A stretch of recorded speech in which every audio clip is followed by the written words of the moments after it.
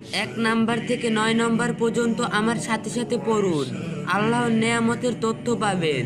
1 সুবহানাল্লাহ, জান্নাতের একটি ফল গাছ রোপণ করে নিলেন। 2 আলহামদুলিল্লাহ, মিজানের পাল্লাটা একটু ভারী করে নিলেন। 3 আল্লাহু আকবার, আল্লাহর নামে আরেকটি তাকবীর পেশ করলাম।